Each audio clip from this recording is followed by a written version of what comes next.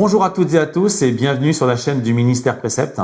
Donc, je suis Fabrice Maudieu, le responsable de ce ministère, et j'ai à mes côtés donc mon frère et ami, le pasteur Picard, qui ensemble allons donc étudier cette merveilleuse étude biblique qui s'intitule Entretenir une relation réelle avec Dieu. Donc ce ministère a pour but d'établir les gens dans la parole de Dieu. Et ce matin, nous allons donc décortiquer ces textes bibliques qui nous permettent donc de connaître davantage notre Seigneur et quel est son plan pour nos vies. Combien sommes-nous qui lisent la parole de Dieu sans la comprendre? Je vais te prendre le cas de l'eunuque éthiopien qui lisait Ésaïe 53, mais qui ne comprenait rien. Mais Dieu, par sa grâce, a envoyé Philippe pour aller l'aider à comprendre les Écritures. Et quand Philippe est venu, il lui a dit, comprends-tu ce que tu lis? Il dit, mais comment je peux comprendre s'il n'y a personne pour me guider? Et Dieu l'a guidé par le biais de Philippe à mieux comprendre les Écritures et il a accepté Jésus. Et ce ministère Précepte est un ministère qui va vous aider à mieux comprendre la parole de Dieu. Et cette étude, entretenir une relation réelle avec Dieu. Est-ce que l'homme peut entretenir une relation réelle avec Dieu? C'est ce que nous allons essayer de vous prouver. Merci, pasteur Picard. Donc nous avons cette étude qui a donc été rédigée par le ministère Précepte International et qui donc traduit en français. C'est une étude très simple puisque vous avez les textes bibliques qui sont donc dans les marges et vous avez donc un énoncé et des questions à répondre sur ce que dit le texte à propos de cette thématique. Et donc voilà, nous allons commencer cette étude biblique. Soyez-en rassurés, il y a des mots-clés qui seront soulignés. Ne vous en faites pas. On va vous aider à mieux comprendre ce que nous allons vous lire. Romains chapitre 5, versets 6 à 11. Car lorsque nous étions encore sans force, Christ, au temps marqué, est mort pour des impies. À peine mourrait-on pour un juste. Quelqu'un peut-être mourit-il pour un homme de bien. Mais Dieu prouve son amour envers nous en ce que lorsque nous étions encore pécheurs, Christ est mort pour nous.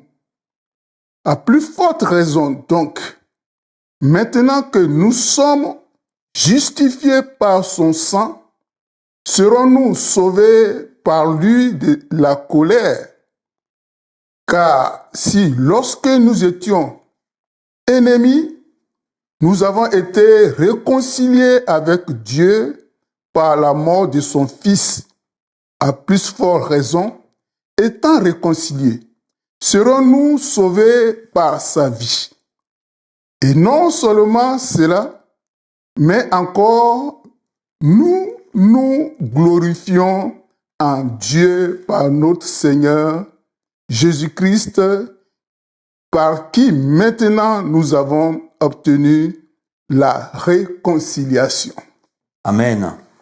Amen. Amen. Et dans ce texte, donc, nous notons donc les mots clés, qui sont donc bien sûr l'Église de Rome, puisque c'est un texte un texte aux Romains. Donc nous marquerons aussi le mot amour et les principaux personnages, c'est-à-dire donc Jésus, Christ et Dieu le Père. Alors, pasteur Picard, comment Dieu prouve-t-il son amour envers nous dans ce texte? Dans ce texte, Dieu a prouvé son amour envers nous en donnant son Fils. Amen. Alors que nous étions encore pécheurs. alors que nous étions ennemis avec lui, il a prouvé son amour en donnant son Fils, Jésus-Christ, venu mourir à la croix pour sauver un pécheur comme toi et moi.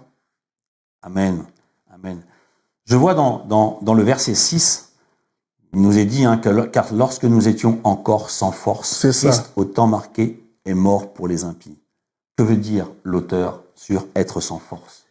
Effectivement, nous étions encore sans force.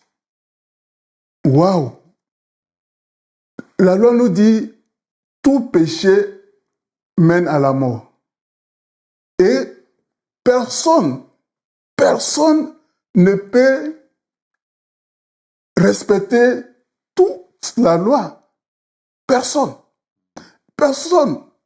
Toi et moi, auditeurs, personne ne peut dire que les 10 commandements, on peut les respecter.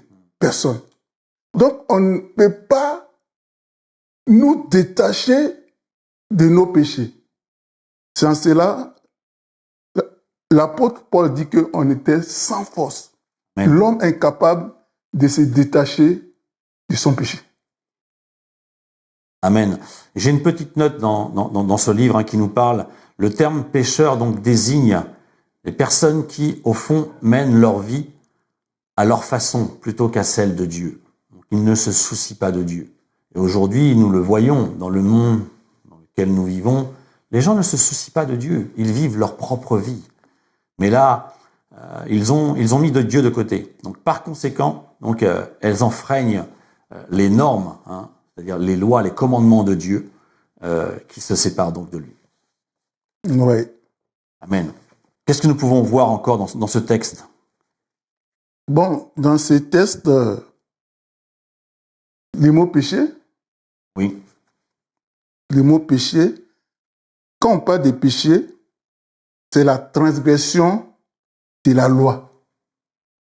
Or, la loi, ce sont les règles qui nous ont été imposées par une autorité compétente sous menace de sanctions en cas de désobéissance. Et c'est ce que Dieu a établi. Le péché, comme je l'ai dit, dans tous ses aspects, c'est de ne pas faire ce que Dieu nous recommande de faire. Ou de faire ce que Dieu nous défend. Faut pas on va prendre les péchés. Bon, ça c'est une définition aussi simple. Parce qu'il y a des gens qui quantifient les péchés, ceci est péché, ceci n'est pas péché. Oui, moi, je vis bien, je ne touche à personne. Donc, alors que ce que Dieu dit, ce que tu ne dois pas faire, il ne faut pas faire. Même quand on prend le code de la route, ouais. Quand le feu est rouge, il faut s'arrêter. OK. Maintenant, si le feu est au vert, il faut aller. Donc, la loi dit que si le feu est au rouge, il faut s'arrêter. Maintenant, si le feu est au vert, qu'une personne s'arrête, vous voyez un peu? Les forces de route, les forces de l'ordre vont dire qu'il est en train de perturber la circulation. Donc, c'est ce que la loi de Dieu nous dit. Ce que Dieu dit de ne pas faire, que si toi tu le fais, tu pêches. Ce que Dieu dit de faire, si tu ne le fais pas, tu pêches. Voici une définition simplifiée, ce qu'est le péché. Et c'est vrai, quand on regarde ce texte, quand on l'observe, nous voyons au verset 6 que Paul nous parle des impies. Ouais. Il nous parle, verset 8, donc des pécheurs, lorsque nous étions encore pécheurs. Et au verset 10, car si, lorsque nous étions ennemis. Donc là, voyons que à cause du péché, nous étions ennemis de Dieu. Et en lisant ce texte, nous voyons que Dieu est amour. Verset 8, Dieu prouve son amour en donnant ce qu'il a de plus cher, c'est-à-dire son Fils unique. Hein. Ce texte, enfin ce verset nous dit, Christ est mort pour nous. Il a payé le prix sur le bois de la croix. Il a accepté d'accomplir la volonté du Père en donnant sa vie pour nous. Son sang innocent aujourd'hui a ce pouvoir de nous laver et de nous purifier de tout péché. Alléluia. Mais lorsqu'on regarde donc, oui, le monde aujourd'hui, hein, qui, comme je l'ai dit tout à l'heure, ne se soucie pas de Dieu, vit dans le péché. Hein, et la parole de Dieu dit que le salaire du péché, c'est la mort éternelle, alors que Dieu désire nous la donner gratuitement. Il suffit simplement de croire en lui, en Dieu le Père, mais aussi en son Fils qu'il a envoyé, afin qu'il accomplisse sa volonté sur la terre. Amen. Amen. Et c'est ce que nous avons choisi. Voilà. Nous avons choisi de suivre Jésus, de croire en lui, afin de pouvoir avoir cette vie éternelle. Alléluia. Qu'est-ce que nous pouvons dire encore concernant ce texte? Ce texte que nous avons lu, il s'agit d'une relation entre le divin, qui est Dieu, et la créature que nous sommes.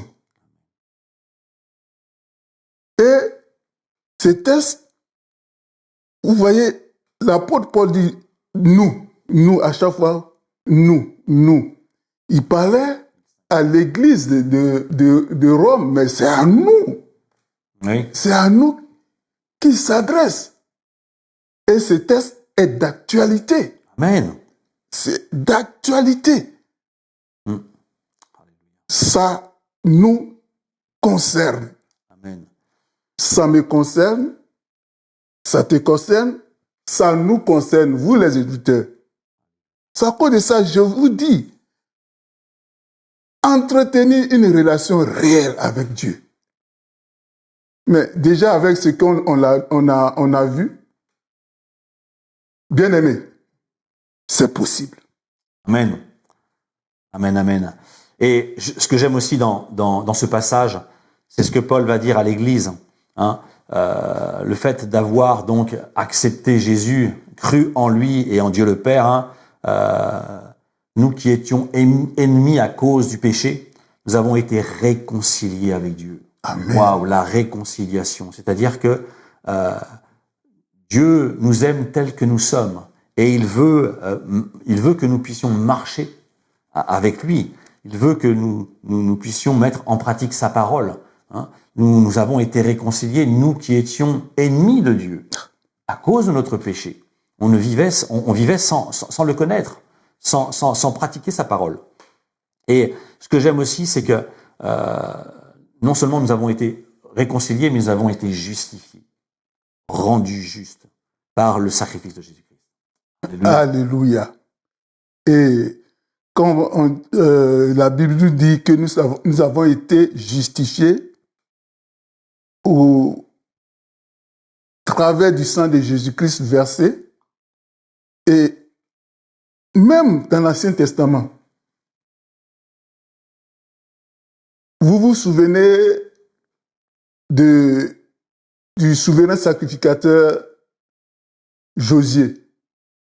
Ça se trouve dans le livre de Zacharie, où l'ange de l'Éternel a réprimandé Satan qui l'accusait.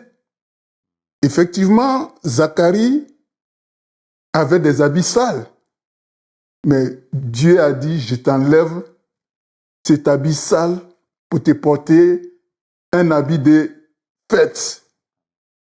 Et c'est ce que le sang de Jésus-Christ fait pour nous.